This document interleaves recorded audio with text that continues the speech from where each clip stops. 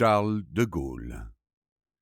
Charles de Gaulle, souvent nommé le général de Gaulle, est né le 22 novembre 1890 à Lille et est mort le 9 novembre 1970 à Colombey-les-Deux-Églises.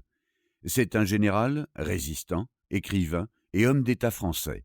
Il est à la tête de la France du 3 juin 1944 au 20 janvier 1946 en exerçant le poste de premier président du gouvernement provisoire de la République française, puis du 8 janvier 1959 au 28 avril 1969 en tant que 18e président de la République française. Les origines familiales. Les travaux généalogiques du grand-père et du père du général de Gaulle prétendaient rattacher la famille de Gaulle à une très ancienne famille de noblesse d'épée, inconnue cependant des nobiliaires français, issue d'un Richard de Gaulle, écuyer du roi Philippe-Auguste, qui l'avait doté d'un fief à Elbeuf-en-Bray, en Normandie, en 1210. Vers 1420, un géant de Gaulle, après le désastre d'Azincourt, résista pendant près de 2 ans aux Anglais à Vire, dans l'ouest de la Normandie, avant de s'exiler en Bourgogne où, au XVIe et XVIIe siècle, on retrouve trace de capitaine châtelain de Gaulle à Cuisery. Gaspard de Gaulle, qualifié par le roi Charles IX de « chevalier », fut délégué du bailliage de Chalon-sur-Saône aux États généraux de Blois en 1576. Il se serait ensuite installé en Champagne ou à Châlons-en-Champagne au XVIIe et XVIIIe siècle, exerçant des charges de justice. Il se serait intégré à la noblesse de robe. Les de Gaulle s'installent à Paris vers le milieu du XVIIIe. L'arrière-arrière-grand-père du général de Gaulle, Jean-Baptiste de Gaulle, 1720-1797, était procureur auprès du Parlement de Paris. Il est le père d'un autre Jean-Baptiste de Gaulle, 1559-1832, cité dans les généalogies comme avocat au Parlement de Paris, qui comparut devant le tribunal révolutionnaire pendant la Terreur, mais réussit à éviter la guillotine. Les de Gaulle résidaient depuis près de 150 ans à Paris, quand Charles de Gaulle naquit à Lille en 1890. La famille maternelle de Charles de Gaulle, les Maillot, était originaire de la Flandre française. C'est du côté de cette famille maternelle que le général de Gaulle avait des ancêtres irlandais, les MacCartan, jacobites réfugiés en France après la Glorieuse Révolution, écossais, les Fleming, et allemands, les Kolb du duché de Bade. Le grand-père maternel du général de Gaulle était un industriel lillois. Bien que la famille de Gaulle vécût à Paris, la mère du général de Gaulle se rendit dans sa famille à Lille pour donner naissance à son fils, en accord avec la tradition familiale de la famille Maillot. L'éducation et la famille.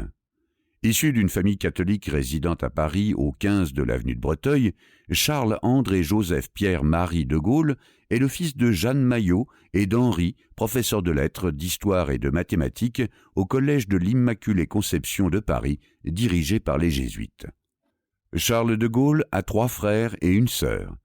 Xavier de Gaulle, 1887-1955, prisonnier de guerre puis résistant pendant la Seconde Guerre mondiale, il est notamment le père de Geneviève de Gaulle Antoniose. Marie-Agnès de Gaulle, 1889-1982, nommée à titre honorifique colonel de l'armée russe en 1950.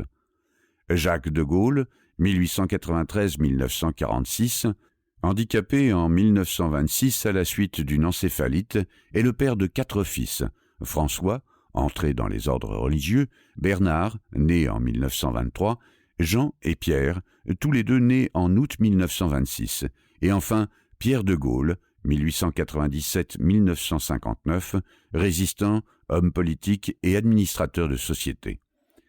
Très tôt, grâce à son père, Charles découvre les œuvres de Maurice Barrès, Henri Bergson et Charles Péguy.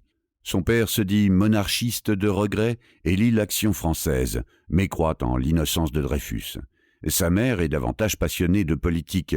Dès la première page des Mémoires de guerre, Charles de Gaulle rend hommage à sa mère admirée, qui portait à la patrie une passion intransigeante à l'égal de sa piété religieuse.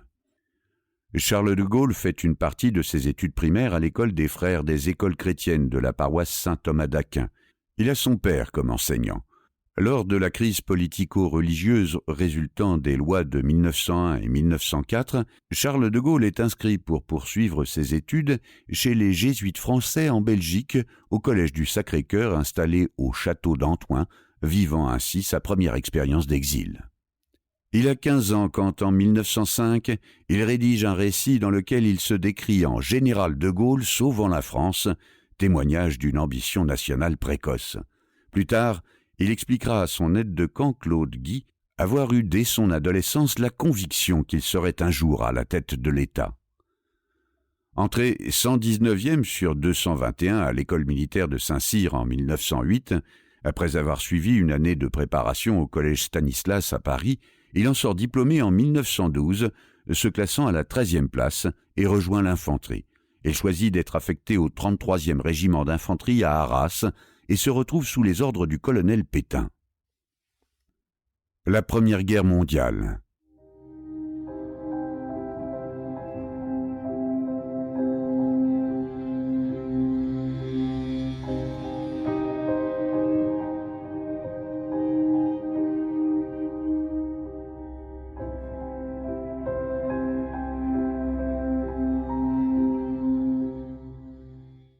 Lieutenant depuis le 1er octobre 1913, il est nommé capitaine en janvier 1915. Dès son premier combat, à Dinant le 15 août 1914, il est touché à la jambe, fracture du péroné par balle avec éclat dans l'articulation. Il rejoint ensuite le 33e régiment d'infanterie sur le front de Champagne pour commander la 7e compagnie. Il est à nouveau blessé le 10 mars 1915 à la main gauche, à Ménil-les-Hurlus en Champagne. Décidé à en découdre, il désobéit à ses supérieurs en ordonnant de tirer sur les tranchées ennemies. Cet acte lui vaut d'être relevé 8 jours de ses fonctions.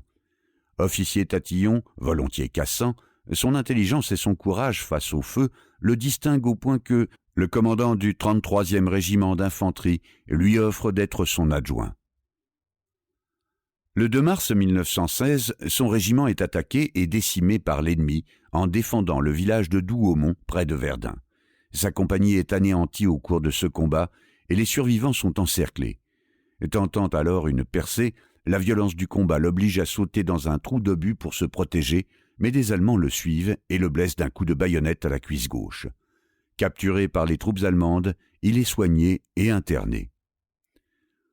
Ordre de nomination numéro 20645. Extrait. Monsieur de Gaulle, Charles-André Joseph, capitaine commandant la 10e compagnie du 33e régiment d'infanterie, a été nommé dans l'ordre de la Légion d'honneur au grade de chevalier. À Douaumont, le 2 mars 1916, sous un effroyable bombardement, alors que l'ennemi avait percé la ligne et attaquait sa compagnie de toutes parts, a organisé, après un corps à corps farouche, un îlot de résistance où tous se battirent jusqu'à ce que fussent dépensées les munitions, fracassés les fusils et tombés les défenseurs des armées. Bien que très grièvement blessé d'un coup de baïonnette, a continué à être l'âme de la défense jusqu'à ce qu'il tombât inanimé sous l'action des gaz. La présente nomination comportant l'attribution de la Croix de guerre avec palme. Le maréchal de France commandant les armées de l'Est, signé Philippe Pétain. Après une tentative d'évasion manquée à Osnabrück, il est transféré au fort d'Ingolstadt, en Bavière, un camp de représailles destiné aux officiers prisonniers remuants. Il y croise le futur général Georges Catroux, l'aviateur Roland Garros, le journaliste Rémy Roure, l'éditeur Berger Levrault et le futur maréchal soviétique Mikhaïl Tukhachevski. Un lamentable exil. C'est en ces termes qu'il décrit à sa mère son sort de captif. Pour tromper l'ennui, De Gaulle organise pour ses compagnons de captivité des exposés magistraux sur l'état de la guerre en cours. Mais surtout, il tente de s'évader à 5 reprises, sans succès au cours de sa détention de 32 mois, dans une dizaine de camps différents, Osnabrück, Neisse, Puchin, Ingolstadt, forteresse de Rosenberg, prison militaire de Passau, camp de Wülfsburg et de Magdebourg. Il est libéré après l'armistice du 11 novembre 1918 et retrouve les siens le mois suivant. De ces 2 ans et demi de captivité, il garde un souvenir amer, estimant être un revenant, un soldat inutile qui n'a servi à rien. Toutefois, il reçoit la croix de chevalier de la Légion d'honneur le 23 juillet 1919 et la Croix de guerre 1914-1918 avec étoile de bronze.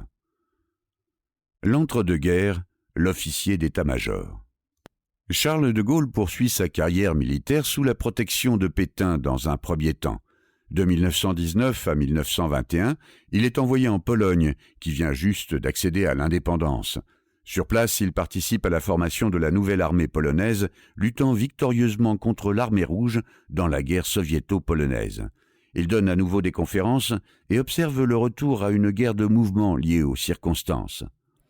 Charles de Gaulle épouse le 7 avril 1921, dans l'église Notre-Dame de Calais, Yvonne Vendroux, née en 1900, décédée en 1979. Ils ont 3 enfants. Philippe de Gaulle, né le 28 décembre 1921. Nous espérons que vous avez apprécié cet aperçu. Pour continuer à écouter ce livre audio sur Google Play Livres, utilisez le lien dans la description de la vidéo.